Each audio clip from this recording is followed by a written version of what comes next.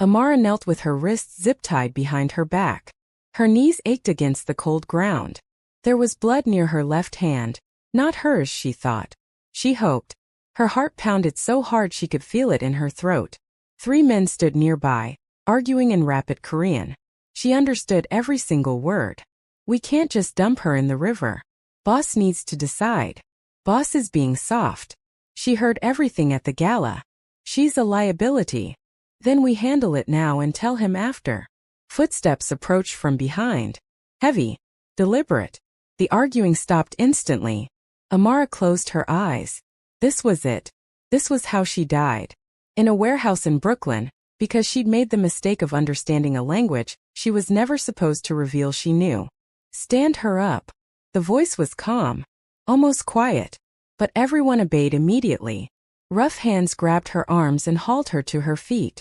Her legs shook. She forced them steady. A man stepped into view. Kunghaman. She recognized him from the gala.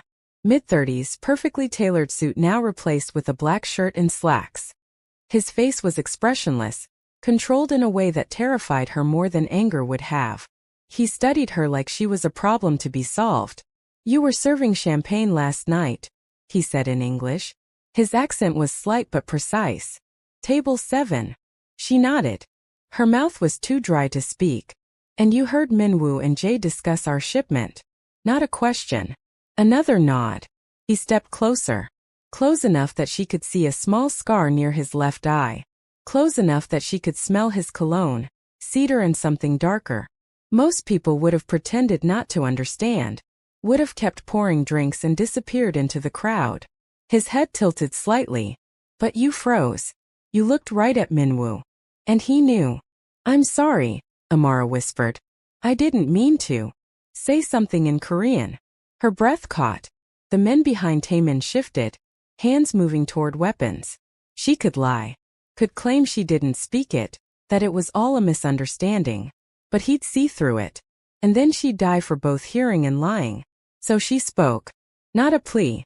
Not an apology. She switched to fluent, carefully controlled Korean. Her voice steady despite the terror flooding her veins. Your mother's last words were take care of him. But you never visit her grave. The warehouse went silent. Completely, utterly silent.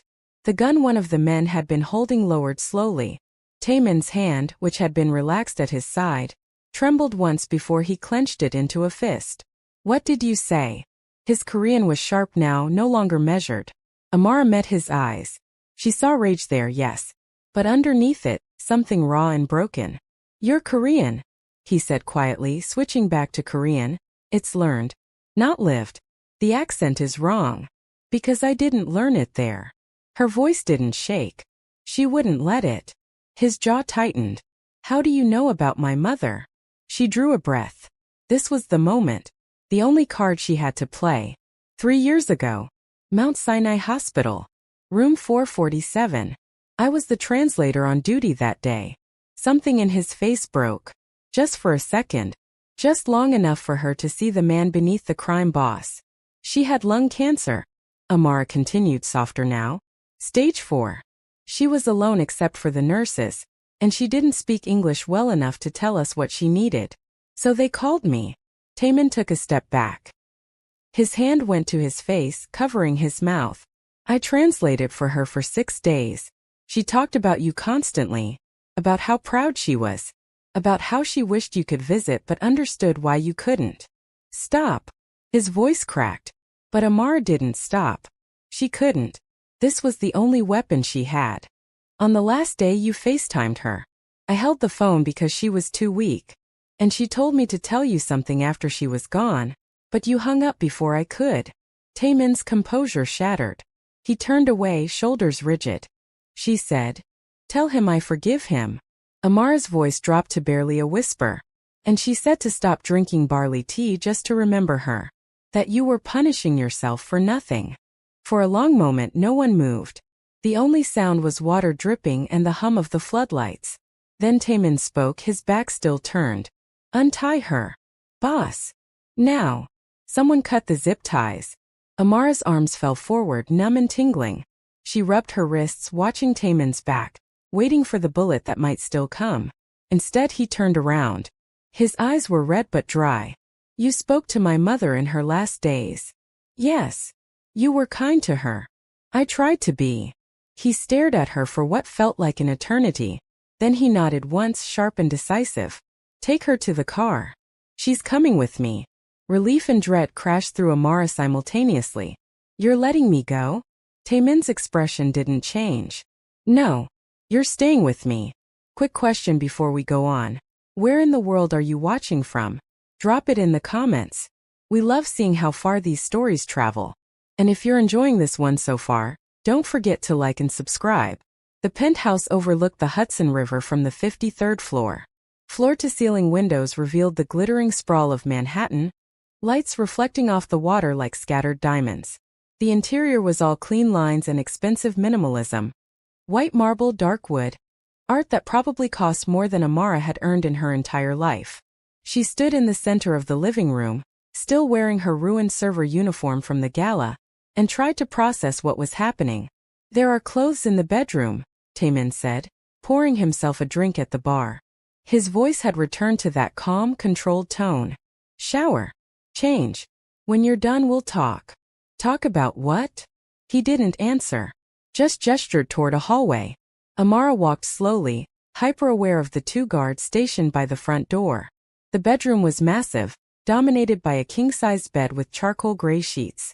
Through another door, she found a bathroom larger than her entire studio apartment in Queens. She showered quickly, scrubbing the warehouse grime and dried sweat from her skin. Her hands shook under the hot water. She was alive. That was good. But she wasn't free. That was very, very bad. In the closet, she found women's clothing. Designer labels. All in her size, which was impossible unless he'd had someone find out her size after they'd taken her. She dressed in simple black pants and a soft gray sweater, then returned to the living room. Taemin sat on the couch, his drink untouched on the coffee table. He'd removed his shoes. Somehow that small detail made him seem almost human. Sit, he said. She sat in a chair across from him, keeping distance between them. You're not a spy, he said. It wasn't a question, but she answered anyway. No. Not working for the feds. Not working for any rival families. I serve drinks and translate for dying people. That's it. That's my entire life. And yet you speak Korean fluently enough to have convinced my mother you cared. I did care. The words came out sharper than Amara intended. She was dying alone. I sat with her. I talked to her. I made sure she wasn't in pain. That's my job. That's what I do. Something flickered across his face. You work at Mount Sinai? I work at 4 different hospitals. Freelance medical translation. I go wherever they need me. She met his gaze. Your mother wasn't special to me because of who she was. She was special because she was scared and lonely and I could help. Taemin picked up his drink, swirled it, set it back down without drinking. My mother was a kind woman. Too kind. She deserved better than what she got. She talked about you like you hung the moon. I know. His voice went quiet. That's what made it worse. Silence stretched between them. Outside the windows, a plane's lights moved slowly across the night sky. Why am I here? Amara finally asked. If you believe I'm not a threat, why not just let me go? Because you're a loose end. And because... He stopped, jaw working like he was chewing on words he didn't want to say. Because when you spoke Korean in that warehouse for just a moment, you sounded like her. Amara's stomach dropped. I'm not your mother. I know that. His eyes met hers and she saw something desperate there. But you were there when I couldn't be. You heard her last words. You know things about her final days that I'll never know. He leaned forward. You're staying here. Under my protection. You'll be safe, comfortable. Anything you need. I'm a prisoner. You're a guest. Guests can leave. His silence was answer enough. Amara stood up, anger overriding fear. You can't just keep me here because I remind you of your dead mother. That's insane. I can do anything I want. He stood too, and suddenly she remembered exactly who she was dealing with. You heard information that could get me killed or arrested. You think I can just let you walk back to your life and hope you don't talk? I wouldn't. Everyone talks eventually. When they're scared enough. When they're offered enough. He moved closer and she forced herself not to step back. This is the safest option for both of us. You stay here. You stay quiet. And you stay alive. For how long? As long as it takes. For what? He didn't answer. Just walked past her toward the windows, hands in his pockets, shoulders tight. Amara wanted to scream. Wanted to throw something. But she was 53 floors up, guards at the door, and completely at the mercy of a man who just admitted he was keeping her because she sounded like his dead mother. There's food in the kitchen, Taemin said without turning around. The bedroom is yours. Mine is down the hall. Don't try to leave. Then he walked away, disappearing into another part of the penthouse, leaving her alone with the glittering view and the crushing weight of her new reality. 18 hours earlier, Amara's biggest concern had been making rent. She'd worked the morning shift at Mount Sinai, translating for a Korean family whose grandmother had suffered a stroke. Simple work. Sad but simple. Then she'd rushed home to her studio in Queens, changed into the black dress and white shirt required for event serving, and taken the subway to Midtown. The charity gala was at one of those hotels where even the air felt expensive. Amara had worked dozens of them. Rich people drinking expensive wine, pretending to care about whatever cause was fashionable that month. She smiled, served drinks, stayed invisible. That was the key. Invisibility. Until table 7. She'd been refilling champagne glasses when she heard them speaking Korean. Two men in expensive suits, heads bent together, voices low. The shipment moves Tuesday night. Pier 41. And if the prosecutor talks? We kill his family first. Wife, daughter, son. Then him. Amara's hand had frozen on the champagne bottle. Just for a second. Just long enough. One of the men, Minwoo, she'd learn later, had looked up. Met her eyes. Saw the understanding there. She'd finished pouring with shaking hands and moved to the next table. But the damage was done. After her shift ended, she'd taken the subway home like normal. Walked the 3 blocks from the station to her building like normal. Pulled out her keys like normal. Then a van had pulled up beside her. 2 men had grabbed her before she could scream. And normal had ended. The first week in the penthouse was surreal. Amara had her own room, her own bathroom. Access to a kitchen stocked with more food than she usually bought in a month. The guards never spoke to her but watched constantly. She wasn't tied up. Wasn't locked in. But she wasn't free. Taemin came and went at odd hours. Sometimes she wouldn't see him for 2 days. Other times he'd be there when she woke up, sitting in the living room with coffee and newspapers like this was normal. Like she was supposed to be there. He never touched her. Never threatened her. But he made strange requests. Read this, he said one morning, handing her a Korean newspaper. Out loud. Yes. So she did. Sat on the couch and read articles about politics and weather and celebrity gossip in Korean, while he listened with his eyes closed. When she finished, he'd simply said, "Thank you," and left. Another time, he asked her to translate old voicemails on his phone. His mother's voice, thin and weak, asking him to come visit. Telling him about her garden. Saying she loved him. Amara translated each one, her throat tight, while Taemin stared out the window with his jaw clenched. She called every week, he said after the last one. I was always too busy to answer. Amara didn't know what to say to that. So she said nothing. But the strangest requests came at night. She'd wake up at 2, 3 in the morning and find him sitting in the darkened living room, just staring at the city lights. Can't sleep? She asked the first time. He'd looked at her for a long moment, then said, Talk to me. About what? Anything. In Korean. So she did.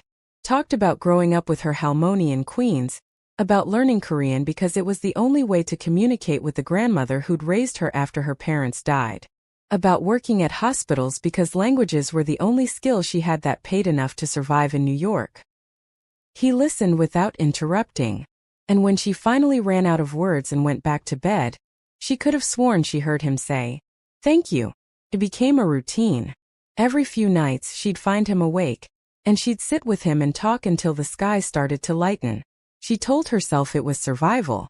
Keep him calm, keep him seeing her as human, increase her chances of getting out of this alive.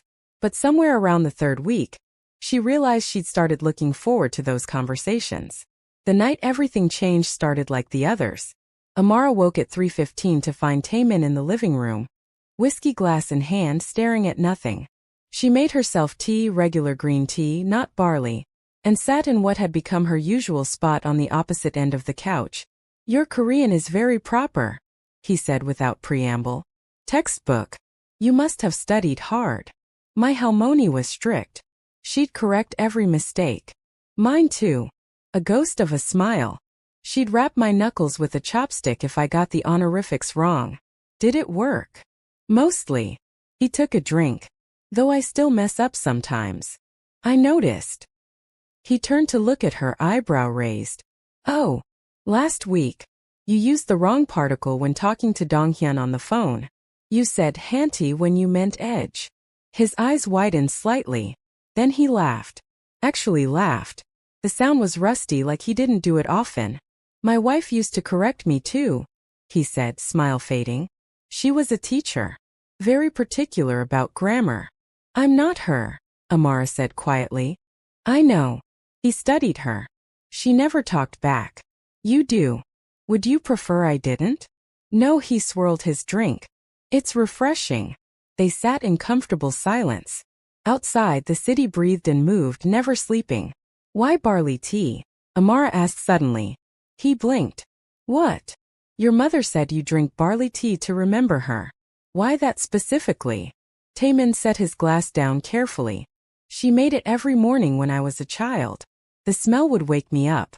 Even after I moved out, got married, built." He gestured vaguely. "Built all this. I'd smell barley tea and think of her kitchen. Her hands. The way she'd hum while cooking. So you kept drinking it after she died." "It's all I had left of her." His voice went rough. "I couldn't visit. Couldn't call. Couldn't be there when she was dying. But I could drink the tea. Punish myself with the memory of what I'd lost." Amara understood, suddenly and completely, why he'd kept her here.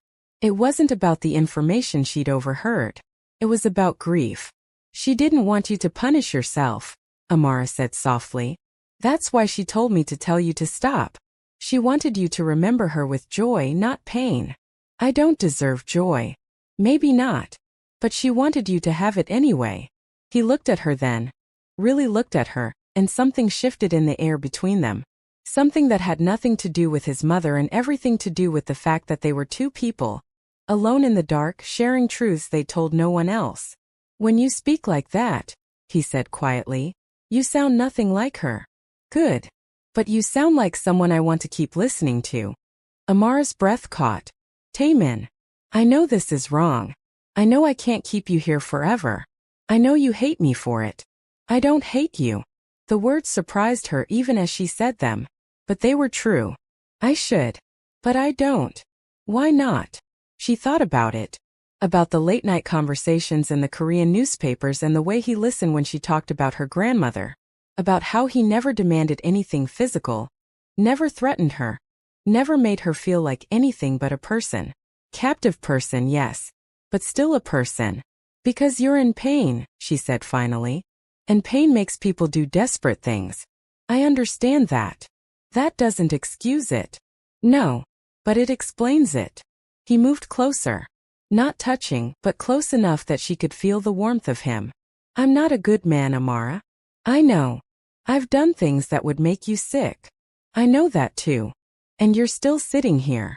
Talking to me. Not hating me. What do you want me to say?" She turned to face him fully. "That you're a monster? You're not. You're just a man who lost his mother and never learned how to grieve. That doesn't make what you're doing right, but it makes it human. I don't want to be human." His hand lifted, hovering near her face like he wanted to touch but didn't dare.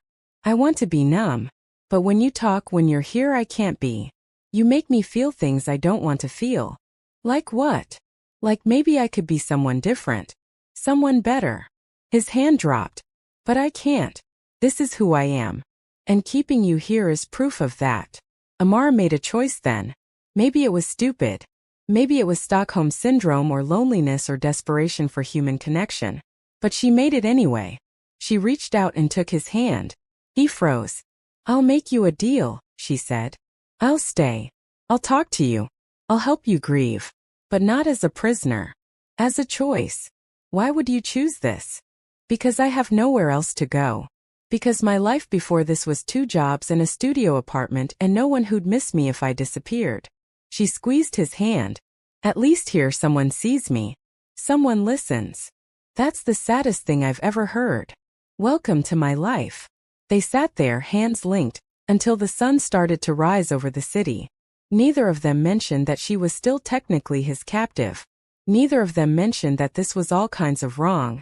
But something had shifted. Something that would change everything. The attack came 4 days later at 2 in the morning. Amara woke to the sound of glass shattering. She bolted upright in bed, heart hammering. Gunfire erupted from somewhere in the penthouse. Sharp cracks that made her ears ring. Her door slammed open. Taemin stood there, gun in hand, face hard. Bathroom. Now. Don't come out until I say. What's happening? Now, Amara. She ran to the bathroom and locked herself in, pressing her back against the door. More gunshots. Shouting in Korean. Something heavy crashed to the floor. Then silence. Terrible, suffocating silence. Amara counted to 60. Then to 60 again. Then to 60 a third time. A knock on the door made her jump. It's me, Taemin's voice said. It's over. You can come out. She opened the door with shaking hands. The penthouse looked like a war zone. Windows shot out, furniture overturned, bullet holes in the walls. 3 bodies lay on the floor, blood pooling around them. Taemin stood in the center of it all. Gun still in his hand. Blood splattered across his white shirt. He looked completely calm. Like this was normal. Like killing 3 men meant nothing. Are you hurt? His eyes scanned her, checking for injuries. No. What? Who were they? Rivals. Someone found out you were here. Thought they could use you against me. He set the gun down on the coffee table. They were wrong. Amara stared at the bodies. At the blood. At the man who just killed 3 people to protect her. You're bleeding, she said faintly. He looked down at his side, where blood was seeping through his shirt. It's nothing. It's not nothing. She moved before she could think better of it, crossing to him, lifting his shirt to see the wound. A bullet grazed across his ribs. Deep enough to bleed but not life-threatening. Sit down, she ordered. I need to clean this. Amara. Sit. Down. He sat. She found a first aid kit in the bathroom and returned to patch him up. Her hands shook as she cleaned the wound, applied antiseptic, taped gauze over it. You could have been killed, she said. So could you. But you weren't thinking about that, were you? When they came in. You came straight to my room. He caught her wrist, stopping her movement. Of course I did. Why? Because you matter. His grip tightened. You matter more than you should. More than is safe. But I can't seem to make myself care about that. Amara looked at his hand on her wrist. At the blood on his shirt. At the 3 dead bodies on his floor. And she realized something terrifying. She didn't want to leave. Not because she couldn't. But because somewhere in the last month she'd started wanting to stay. I should be horrified right now, she whispered. I should be running for the door. Yes. But I'm not. I've noticed. She looked up and met his eyes. What's wrong with me? The same thing that's wrong with me. He lifted his free hand, finally touching her face like he'd wanted to that night on the couch. We're both too broken to know better. Is that what this is? Broken, recognizing broken. Maybe. His thumb brushed her cheekbone. Or maybe it's something else. Like what? Like 2 people who've been alone too long, finding someone who understands. Amara leaned into his touch before she could stop herself. This is insane. I know. You killed 3 people tonight. I've killed more than that. And I'm still here. You're still here. She closed her eyes. I don't know if I'm brave or stupid. Both, probably. He pulled her closer, until she was standing between his legs, his hands on her waist. Last chance, Amara. There's a car downstairs. I'll have someone drive you anywhere you want to go. New identity, new city, clean break. You can leave right now and I won't stop you. And if I stay, then you're mine. And I'm yours. And nothing about that is safe or smart or sane. She thought about her studio apartment, her 2 jobs, her empty life. She thought about the last month of late-night conversations in Korean newspapers and someone actually seeing her for the first time in years. She thought about this man who'd kidnapped her but never hurt her, who killed without hesitation but held her like she was precious, who was completely wrong for her in every possible way. And she made her choice. I already heard the gunshots, she said. I already saw the bodies. If I was going to run, I would have. You're sure? No. But I'm staying anyway. He pulled her down into a kiss that tasted like desperation and something darker, like they were both drowning and had decided to go down together rather than apart. When they finally broke apart, Amara was breathing hard. What now? She asked. Now I make some calls. Clean this up. Make sure whoever sent them knows you're under my protection. And then we figure out how to live with what we've chosen.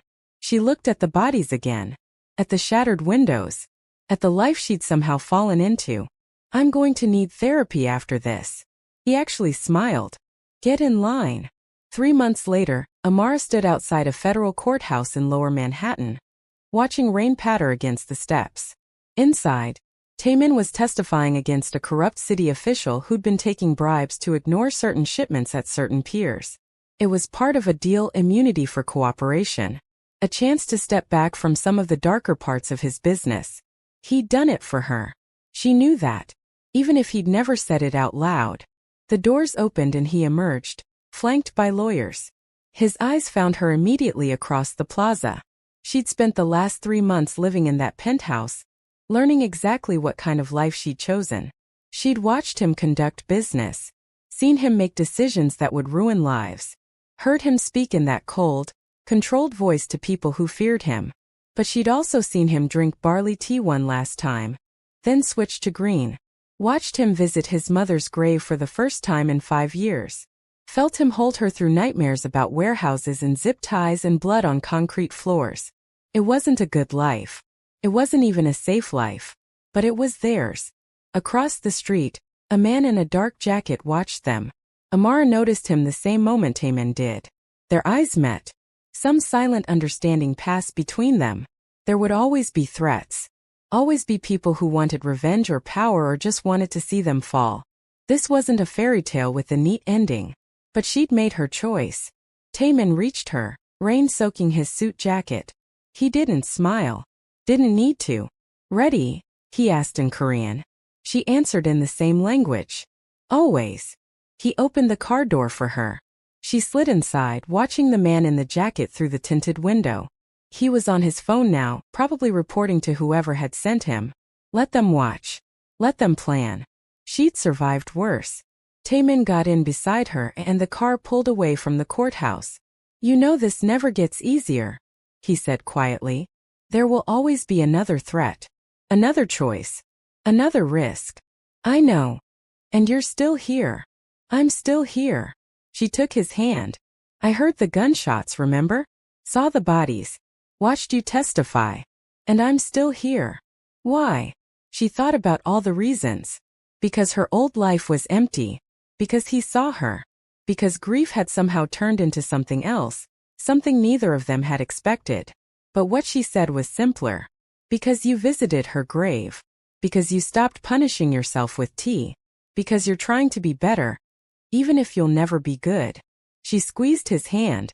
And because when I speak Korean now, I'm not thinking about your mother. I'm thinking about you. He lifted her hand to his lips. I don't deserve you. Probably not. But you have me anyway. The car drove through Lower Manhattan. Rain streaking the windows, the city moving around them like it always did. Indifferent to their choices. Uncaring about their broken edges and dangerous love. In the rearview mirror, Amara caught the driver's eyes. He was one of Taemin's men. Loyal. Dangerous. Part of the world she'd chosen. She should have been terrified. Instead she felt almost at peace. This wasn't the life she'd imagined. But it was real. And for the first time in years she wasn't invisible. She wasn't alone. She was seen. She was chosen. She was here. And that was enough. Taemin's phone buzzed. He glanced at it, then at her. Dinner? He asked. Only if you're cooking. I don't cook. Then I guess you're learning. He actually laughed. The sound still surprised her every time. Evidence that beneath the crime boss, beneath the violence, beneath everything, there was still a man who could smile. A man who'd heard her voice in a warehouse and decided she was worth keeping alive. A man who'd become hers the same way she'd become his, by choice, by chance, by the strange alchemy that turns captivity into something else entirely. The car pulled up to the building. They got out into the rain, and Amara looked up at the 53rd floor where their life waited. Dangerous. Complicated. Wrong in 100 different ways. But theirs. Come on, Taemin said, hand on her back. Let's go home. And she did. Because sometimes the safest place in the world is in the arms of the most dangerous person you know. Sometimes broken finds broken and decides that's enough. Sometimes a translator meets a crime boss and both their lives change in ways neither could have predicted. Sometimes you hear a voice and everything stops. And sometimes, if you're very lucky and very foolish, that voice becomes the one you want to hear for the rest of your life. Even if the rest of that life comes with guards and threats and blood on marble floors. Even if it means choosing danger over safety. Even if it means becoming someone you never thought you'd be. They rode the elevator in comfortable silence. And when they reached the penthouse, Amara realized something important. She was home. Not because of the luxury or the view or the safety Taemin provided, but because for the first time in her life someone knew her. Really knew her. The languages she spoke, the grief she carried, the strength she didn't know she had. And he'd looked at all of it and decided she was worth fighting for. That was worth more than freedom. That was worth everything. The elevator doors opened, and they stepped into their life together. Dangerous. Complicated. There. And for both of them that was more than enough. If you've made it this far, hit that subscribe button to see more character-driven romance stories. Drop a comment telling us what you thought. Would you have made the same choice Amara did? And if this story kept you hooked until the end, smash that like button. Your support helps us create more content like this. Thank you for watching.